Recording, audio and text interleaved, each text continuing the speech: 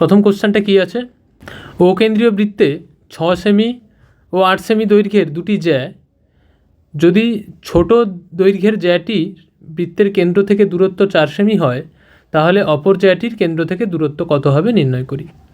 দেখো ও কেন্দ্রীয় বৃত্ত, তাহলে ও কেন্দ্রীয় বৃত্তের দুটো জ্যা দেওয়া আছে, একটা 6 সেমি একটা 8 সেমি।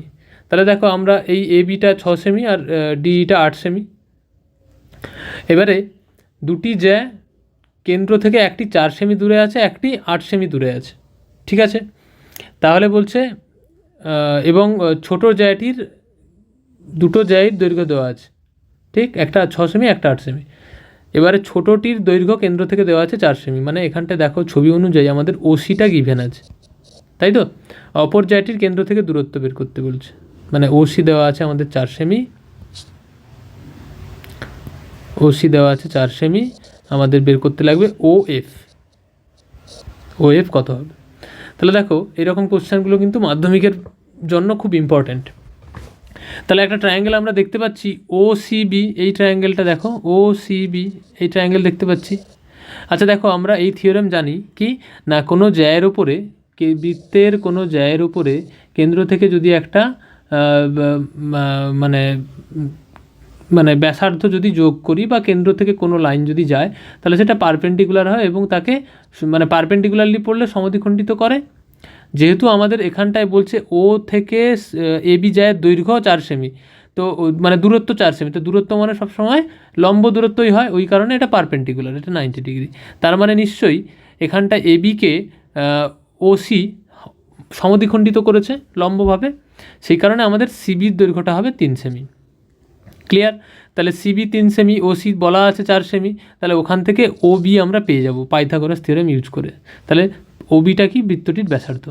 তাহলে ওবি সমান কী হবে না, OC square plus CB square. OC square কত?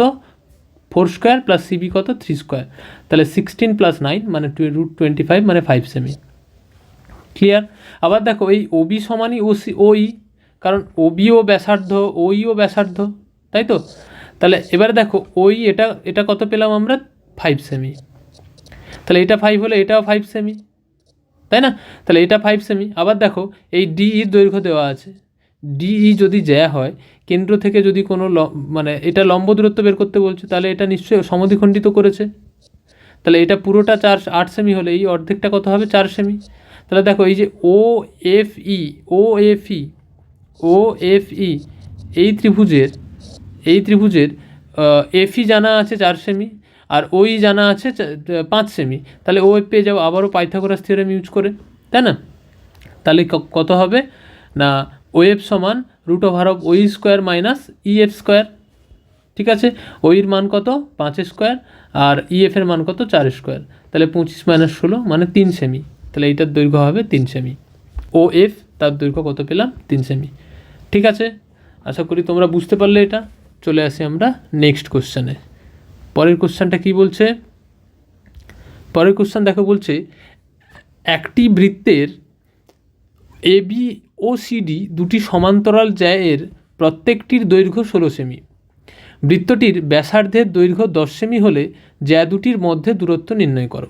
তাহলে দেখো দুটি সমান দৈর্ঘ্যের জ্যা, আমরা একটা উপপাদ্য মানে এক্সট্রা উপপাদ্য এক্সাম্পলে আছে যে দুটো জ্যায়ের দৈর্ঘ্য যদি সমান হয় তাহলে তারা কেন্দ্র থেকে সমদূরবর্তী হয়, এটা আমরা জানি। তো দেখা যাক, তাহলে এবির হচ্ছে দৈর্ঘ্য আর সিডির দৈর্ঘ্য সেম, দুটোরই দৈর্ঘ্য বলা আছে 16 সেমি, ঠিক আছে। এবারে বলা আছে বৃত্তটির ব্যাসার্ধের দৈর্ঘ্য, তাহলে ওবি। দেখো এই ছবিগুলোকে আমরা কিন্তু সবসময় মানে একটা মানে জ্যাগুলো এঁকে নিলাম, এঁকে নিয়ে সবসময় একটা সমকোণী ত্রিভুজ গঠনের চেষ্টা করব, কারণ এগুলো সবই ওই পাইথাগোরাস থিওরেম ইউজ করে আমাদের বের করতে হবে। তো সেই কারণে আমরা ওবি তো মানে বৃত্তের ব্যাসার্ধ তো এরকম অসংখ্য আছে, আমরা জয়েন করব কোনটা যেটা আমাদের সমকোণী ত্রিভুজ গঠনে সাহায্য করবে। তো ক্লিয়ার? তাহলে এটা আমরা এই জন্য ওবিটা যোগ করলাম। ওবি যোগ করার ফলে একটা দেখো সমকোণী ত্রিভুজ তৈরি হয়েছে, এটা লম্ব, তাহলে 90 ডিগ্রি, তাহলে সমকোণী ত্রিভুজ হলো। এই সমকোণী ত্রিভুজের দেখো এইটা পুরোটা যদি আমাদের 16 সেমি হয় তাহলে এর অর্ধেক কত হবে? 8 সেমি। দেখো সেটা লেখা আছে পিবি সমান কী হয়? Half of AB. সেটা আগের অঙ্কতেও তাই লেখা ছিল, তো তাহলে সেটা কেন হলো বোঝা গেল, এটা একটা উপপাদ্য, মানে 1 নম্বর উপপাদ্য কি 2 নম্বর উপপাদ্য 3 নম্বর চ্যাপ্টারের, তার সেই স্টেটমেন্ট ইউজ করে আমরা করছি। তা পিবি সমান হাফ অফ এবি, মানে হাফ অফ 16 মানে 8 সেমি, বুঝতে পারলে। আবার ওবি বলা আছে বৃত্তটির ব্যাসার্ধ, সেটা 10 সেমি, তাহলে ওবি 10 সেমি দেওয়া আছে, এটা এই দৈর্ঘ্যটা কত 8 সেমি, এটা 8 এটা 10, তাহলে খুব সহজেই আমরা ওপি পেয়ে যাব। ওপি কত না, ওপি হচ্ছে পাইথাগোরাস থিওরেম ইউজ করলে অতিভুজের স্কোয়ার মাইনাস ভূমি স্কোয়ার, তাহলে অতিভুজ ওবি ভূমি পিবি, তাহলে ওবি স্কোয়ার মানে ওবি মানে অতিভুজটা যেটা সেটা হচ্ছে সেটা ব্যাসার্ধ, তাহলে ব্যাসার্ধের স্কোয়ার মাইনাস ভূমি স্কোয়ার, ভূমি কত পিবি মানে 8, তাহলে 100 মাইনাস 64 মানে 36, রুট 36 মানে 6 সেমি, তাহলে ওপি মানে ব্যাসার্ধের মান 6 সেমি পেয়ে গেলাম। দেখো প্রশ্ন করেছে জ্যা দুটির মধ্যবর্তী দূরত্ব, জ্যা দুটির মধ্যবর্তী দূরত্ব মানে অ্যাকচুয়ালি আমাদের চেয়েছে এই ডিস্টেন্সটা, কোন ডিস্টেন্সটা, আমাদের জ্যা দুটির মধ্যবর্তী দূরত্ব চেয়েছে, মানে অ্যাকচুয়ালি আমাদেরকে চেয়েছে এই ডিস্টেন্সটা, তাই না। এটা কত, এইখানে যদি একটা নাম দিয়ে দিই আমরা, ধরো পি, এটার নাম কিউ দিয়ে দাও, কিউ দিয়ে দাও, তাহলে জ্যা দুটির মধ্যবর্তী দূরত্ব মানে অ্যাকচুয়ালি বের করতে বলছে আমাদের পি কিউর দৈর্ঘ্য, তাই না। আবার বলো তো পি কিউ মানে কত, পি কিউ মানে ওপি প্লাস ও কিউ, ওপি প্লাস ও কিউ। আবার দেখো একটু আগেই আমরা বললাম যে উপপাদ্যটা আমরা জানি, জ্যা দুটি জ্যায়ের সমান সমান দৈর্ঘ্য বিশিষ্ট জ্যা, সমান দৈর্ঘ্য বিশিষ্ট জ্যা, সমান দৈর্ঘ্য বিশিষ্ট জ্যা কেন্দ্র থেকে সমদূরবর্তী হয়, সমদূরবর্তী হয়, সমান দৈর্ঘ্যের জ্যা কেন্দ্র থেকে সমদূরবর্তী হয়, এটা আমরা জানি। এটা উদাহরণে দেখবে একটা এক্সট্রা আছে। তো তাহলে ওপি প্লাস ও কিউ মানে এটাকে আমরা 2OP বলতে পারি, তাই না, যেহেতু ওপি সমান ও কিউ, তাহলে 2OP মানে ওই জন্য 2 × 6, ওপির মান 6 পেয়েছি, তাই 12 সেমি। দেখো এইটা 6 পেয়েছি, একইভাবে এটাও 6 পাবো, তাহলে 6 6 কত 12, মানে দুটো সমান্তরাল জ্যায়ের মধ্যবর্তী দূরত্ব কত হলো 12 সেমি। তাহলে এটা দুয়েরটা বুঝতে পারলে, ঠিক আছে।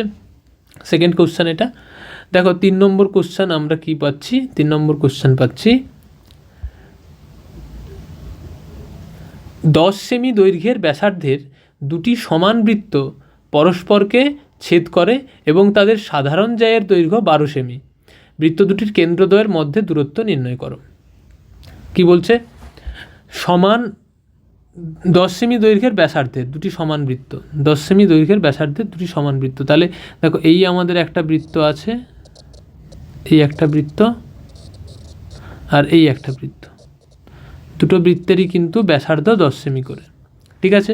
এবারে বলছে তারা পরস্পরকে ছেদ করে এবং তাদের সাধারণ জ্যায়ের দৈর্ঘ্য, তো পরস্পরকে ছেদ করে, দেখো দুটি বৃত্ত পরস্পরকে ছেদ করে সেটা দুভাবে হতে পারে, এক এই রকম একটা বিন্দুতে ছেদ, আর একটা আমরা এখানে যেটা ছবিটা এঁকেছি, তাহলে এইটা কেন নিলাম না, কারণ এটা যদি একটা বিন্দুতে ছেদ করে তাহলে এদের কোনো কমন জ্যা থাকবে না বা সাধারণ জ্যা থাকবে না, কেন না এর জ্যা দেখো দুটো আলাদা, কিন্তু আমরা যদি যেই ছবিটা এঁকেছি সেরকম আঁকি তাহলে দেখো আমরা একটা সাধারণ জ্যা পাচ্ছি, তাই না। এই দেখো সেই সাধারণ জ্যাটি হচ্ছে এইটা, দেখো এই যে জ্যাটি, এই যে এসটি জ্যাটি, এটা পি কেন্দ্রীয় বৃত্তেরও জ্যা, কিউ কেন্দ্রীয় বৃত্তেরও জ্যা, তাই তো। তাহলে এই ছবিটা কেন আঁকলাম, কিভাবে আঁকলাম সেটা বুঝতে পারলে। এবারে তাদের সাধারণ জ্যায়ের দৈর্ঘ্য মানে এসটি যেটা, সেটা দেওয়া আছে কত 12 সেমি, এসটির দৈর্ঘ্য কত দেওয়া আছে, এই এসটি পুরোটা এটা বলা আছে 12 সেমি।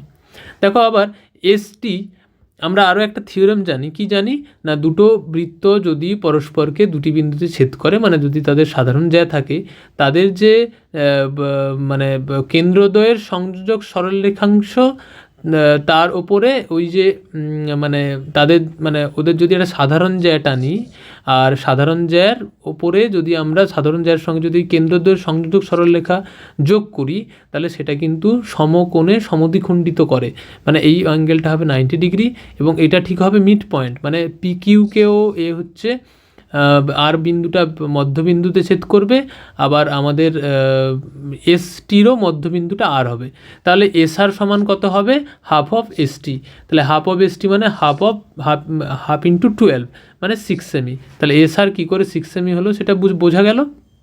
ওকে, এবারে দেখো পিএস বলা আছে 10 সেমি, কারণ দুটি বৃত্তেরই কেন্দ্র 10 সেমি, পিএসও 10, আবার আমরা যদি এখানে লিখতে চাই এস কিউ সেটাও কিন্তু 10, দুটোরই এটাও হচ্ছে 10 সেমি, এটাও হচ্ছে 10 সেমি। ক্লিয়ার হলো? এবারে দেখো আমরা বের করছি পিআর এর মান, তাই না? পিআর আর পি কিউ দুটো বের করব, কেন না আমাদের বের করতে বলেছে বৃত্ত দুটির কেন্দ্রদ্বয়ের মধ্যবর্তী দূরত্ব কি? পি কিউ, তাই না? এই বৃত্তের কেন্দ্র পি, এই বৃত্তের কেন্দ্র কিউ, তাহলে পি কিউ বের করতে বলছে। তাহলে আমি বের করছি পি আর বের করব আর কিউ আর বের করব। হিসাব মতো এই পি কিউ মানে কি পি আর প্লাস আর কিউ বলতে পারি, হ্যাঁ পি আর প্লাস আর কিউ বা কিউ আর, ঠিক আছে? তো আগে পি আর এর মানটা বের করি। পি আর এর মানটা কী বেরোবে না, এই সমকোণী ত্রিভুজটা দেখো, কোন সমকোণী ত্রিভুজটা, যদি আমি একটু এটাকে মার্ক করে দিই, এটাকে দেখো যদি এরকম মার্ক করে দিই, এই যে সমকোণী ত্রিভুজটা দেখতে পাচ্ছ এইটা, তাহলে এই যে ত্রিভুজটা দেখো, এই ত্রিভুজটার ক্ষেত্রে একটা আমরা যদি পাইথাগোরাস থিওরেম ইউজ করি তাহলে কি পাবো না, পি আর সমান root over PS square minus S R square, তাই তো?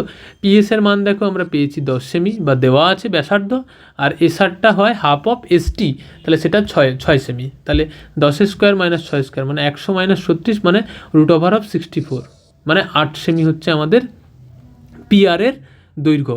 আবার দেখো একটু আগেই যেটা আমি বললাম, কেন্দ্রদ্বয়ের মধ্যবর্তী সংযোজক সরলরেখাংশ আর সাধারণ জ্যা পরস্পরকে সমকোণে সমদ্বিখণ্ডিত করে, তাই না? এটা যা হয় এটা তা, আবার এটা যা এটা তা। তাহলে পি আর এর মান যা পেলাম, আর কিউর মানও তাই হবে, তাই না? পি আর যা হয় সেটার সমান আর কিউ হয়, তাহলে পি আরও 8 সেমি পেয়েছি, আর কিউ 8 সেমি, তাহলে 8 + 8 মানে 16 সেমি হবে। এই টোটাল পি কিউ ডিস্টেন্সটা হবে, পি কিউ ডিস্টেন্সটা কত হবে? 16 সেমি। এই ডিস্টেন্সটা কত হবে? 16 সেমি, কারণ এটা 8 এটা 8। ক্লিয়ার? আশা করি এটা বুঝতে পারলে। চলো আমরা পরের কোশ্চেনটায় যাই।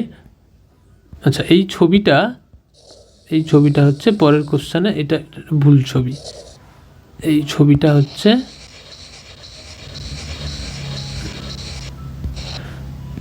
চলো নেক্সট কোশ্চেন কি বলছে।